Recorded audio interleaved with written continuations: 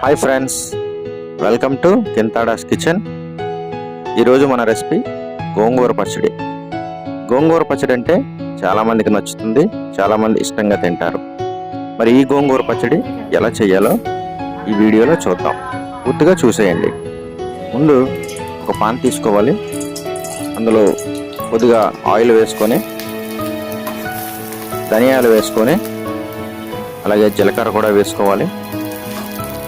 వీటితో పాటు కొన్ని ఎండుమిరపకాయలు వేసుకొని, కొన్ని కరివేపాకు వేసుకోవాలి కొద్దిగా.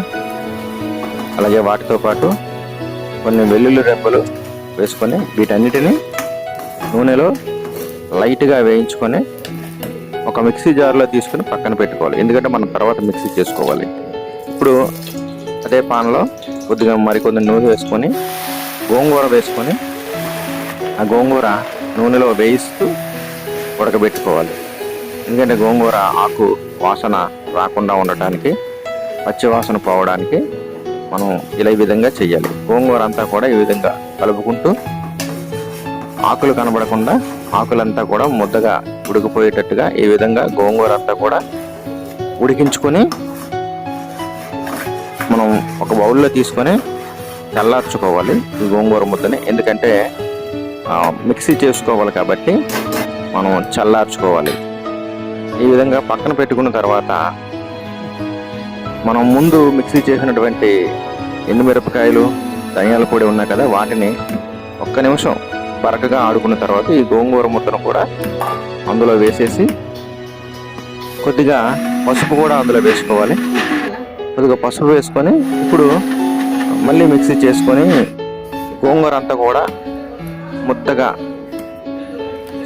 మెత్తగా అయిపోయేంత వరకు కూడా గోంగూరను మిక్సీ చేసుకున్న తర్వాత ఇప్పుడు పోపు పెట్టుకోవాలి కాబట్టి అదే పాన్లో కొద్దిగా నూనె వేసి పోపు గింజలు వేసుకోవాలి. పోపు గింజలు వేసుకొని కొద్దిగా ఎండుమిరపకాయలు వేసుకోవాలి, కరివేపాకు ఆకులు కూడా వేసుకోవాలి. కొద్దిగా ఇంగువ పొడిని వేసుకొని, ఇంగువ పొడి వల్ల బాగా మంచి వాసన వస్తుంది, టేస్ట్గా కూడా ఉంటుంది. కాబట్టి వీటన్నిటిని వేసుకుని నూనె కొద్దిగా మరిగిన తర్వాత అందులో మనం మిక్సీ చేసినటువంటి గోంగూర పొడి ముద్దను వేసుకోవాలి. గోంగూర ముద్ద వేసుకొని ఇప్పుడు ఆ నూనెలో బాగా ఉడికించుకోవాలి. నూనెలో బాగా ఉడికించాలి, ఎందుకంటే వేగనివ్వాలి నూనెలో.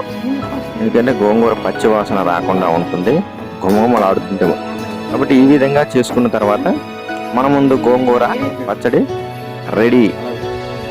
ఈ గోంగూర పచ్చడిని వేడి వేడి అన్నంలో కలుపుకొని తింటే చాలా బాగుంటుంది, చాలా టేస్ట్గా ఉంటుంది. ఏ కూర లేనప్పుడు వెంటనే మనం రెడీగా ఉన్న ఈ పచ్చడిని మనం తింటే బాగుంటుంది. ఈ వీడియో కనుక మీకు నచ్చితే లైక్ చేయండి, షేర్ చేయండి.